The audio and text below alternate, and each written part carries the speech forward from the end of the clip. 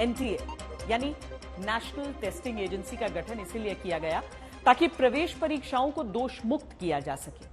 लेकिन एनटीए का मॉडल बार बार फेल हो रहा है। अभी थोड़ी देर पहले सीएसआईआर यूजीसी नेट की परीक्षा को स्थगित कर दिया गया। यह परीक्षा 25 से 27 जून के बीच होनी थी। परीक्षा आगे बढ़ाने की वजह संसाधनों की कमी बताई गई है, लेकिन इसने एनटीए को लेकर छात्रों की शंका को बढ़ाने का ही काम किया है। अब दस्तक देता सवाल यह है कि जिस एजेंसी का गठन परीक्षा में भरोसा बढ़ाने के लिए किया गया, उसकी विश्वसनीयता खत्म होने के लिए कौन जिम्मेदार? उत्तर प्रदेश, हरियाणा, उत्तराखंड, राजस्थान, मध्य प्रदेश, गुजरात, बिहार, झारखंड, उड़ीसा, महाराष्ट्र, कर्नाटक, तेलंगाना, असम, अरुणाचल प्रदेश और जम्मू कश्मीर, ये देश के वो 15 राज्य हैं जहां पिछले 5 साल में 41 भर्ती परीक्षाओं के पेपर लीक हुए। यानी परीक्षा में पेपर लीक की महामारी देश भर में फैली हुई है। सभी बड़े राज्यों के करोड़ों छात्र इससे पीड़ित हैं। नीट की परीक्षा में गड़बड़ी के बाद हो रहे इस विरोध ने तो बस इस आक्रोश को आवाज दी है। विद्यार्थी काफी ज्यादा इससे आक्रोश में है। ऐसी कौन सी बात है कि जो बार बार पेपर लीक हो जा रहे हैं? हम इस समय खड़े हैं, आप ये बताइए कि हम कैसी दुनिया में जी रहे हैं जहाँ पे आप विद्यार्थियों को परीक्षा देते हैं, पूरे साल मेहनत करते हैं और फिर आप पेपर लीक करवा देते हैं और वो पूरी की पूरी व्यवस्था खराब हो जाती है। बार बार वही रिपीटेशन हो रहा है, वही बार बार गलतियां हो रही हैं, तो इन गलतियों को क्यों नहीं सुधारा जा रहा?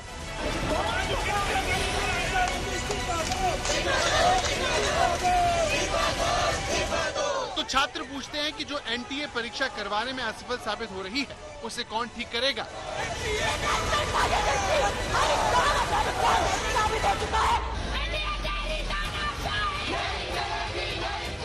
पेपर लीक से देश भर के छात्र परेशान हैं। वो चाहे कोई भी राज्य हो, पेपर लीक और परीक्षा में धांधली का सिलसिला थमने का नाम ही नहीं ले रहा। करोड़ों छात्रों से हो रही इस नाइंसाफी के खिलाफ आज तक लगातार दस्तक दे रहा है। आपके सामने दस्तक देती वो ये रिपोर्ट है जिनके जरिए हमने अलग अलग राज्यों के छात्रों का दर्द देश के सामने रखा, सरकार को जगाने का काम किया।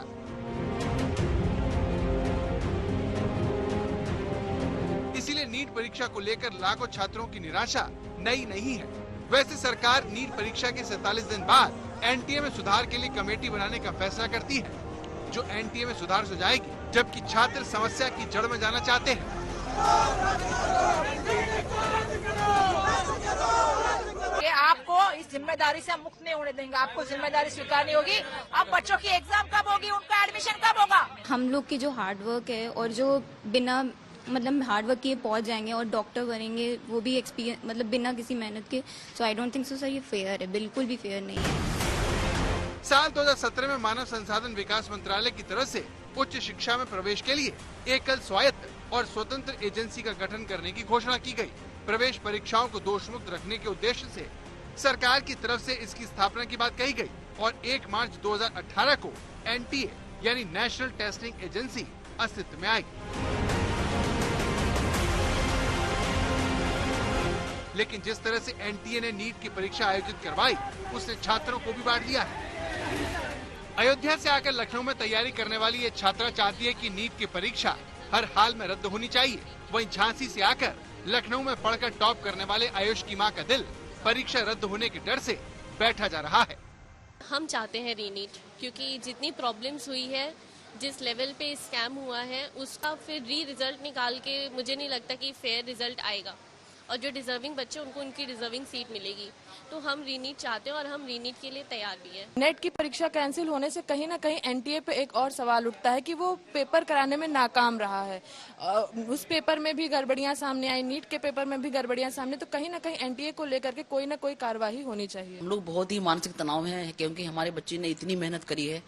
इसने 700 से लेकर 720 तक कभी भी इसके नंबर कम नहीं आए और इसके बीच रहे और एंड में इसने इसकी लास्ट जो टेस्ट थे उसमें 720 ही नंबर चल रहे थे इसके। और इतनी मेहनत करने के बाद यदि दोबारा नीट होता है तो ये हम जैसे लोगों के साथ बहुत अन्याय होगा। ये हमारी तपस्या थी, हमारे बच्चे की तपस्या थी, इसे पर पानी न फेरा जाए। तो चाहे नीट की परीक्षा रद्द हो या ना हो, छात्रों के साथ नाइंसाफी होना तय है। हालांकि शिक्षा मंत्री छात्रों के भविष्य से खिलवाड़ न होने की बात आज तक से करते हैं। सारे विद्यार्थियों को महसूस करना चाहता हूं, सरकार पारदर्शिता के लिए कटिबद्ध है। कोई भी गड़बड़ी को सरकार मंजूर नहीं करेगी। ये सारे के ऊपर सुप्रीम कोर्ट की अपने एक निगरानी है, देश की जनता की निगरानी है, देश की मीडिया की निगरानी है। लेकिन कुछ विषयों को प्रमाण आधारित, तथ्य आधारित सरकार को डील करने की आवश्यकता है। कुछ विसंगति भी ध्यान में आई है, उस सारे विसंगतियों को मैं ठीक करने की जिम्मेदारी भी हम सरकार की ओर से लेते हैं। लेकिन छात्रों का सवाल यह है कि जिस नेट की परीक्षा प्रारंभिक इनपुट के आधार पर रद्द कर दी जाती है, तो फिर ऐसा नीट को लेकर क्यों नहीं किया गया? सतना से भोपाल आकर रहकर साल भर से नेट की तैयारी करने वाली नेहा सरकार से पूछना चाहती है कि अगली बार परीक्षा का पेपर लीक नहीं होगा, इसकी क्या गारंटी है? क्या भरोसा है सर कि अभी कैंसिल हुआ 19 जून को, वो 23 को कराएं या 24 अगस्त को कराएं और पेपर ना कैंसिल हो जाए, क्योंकि करना तो उनको फिर ओवर शीट में ही है ना, तो तब भी वो एलिगेशंस तो उनके ऊपर लग ही सकते हैं। चाहे राज्यों में भर्ती परीक्षा हो या फिर दाखिले के लिए एग्जाम, हर छात्र को पेपर लीक और परीक्षा में धांधली का डर सताता रहता है। यानी पेपर लीक देश में एक गंभीर मुद्दा बन चुका है, जिसके खिलाफ हम जोरदार दस्तक देते रहेंगे। आज तक ब्यूरो।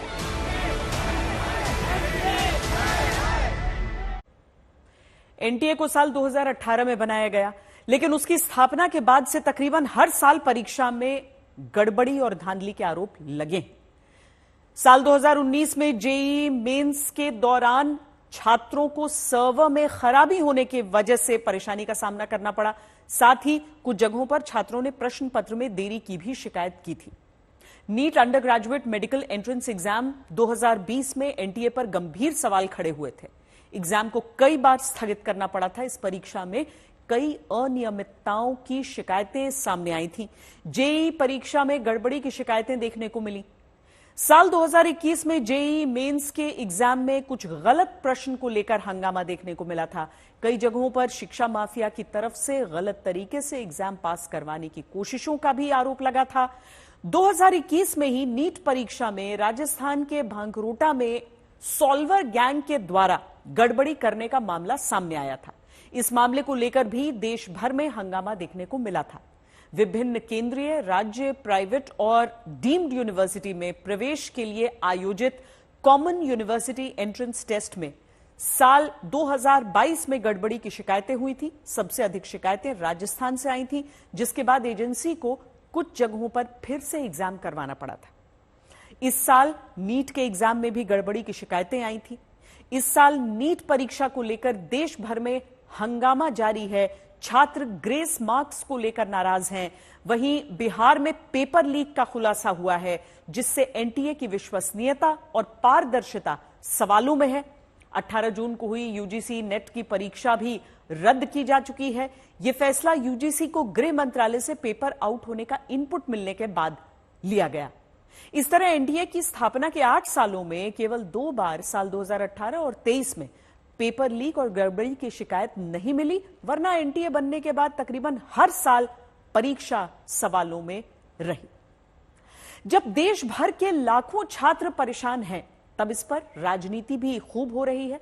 बिहार में नीट का पेपर लीक हुआ, उसके आरोपी भी पकड़े गए, लेकिन बिहार में अब आरोपियों का एक दूसरे से कनेक्शन बताया जा रहा है।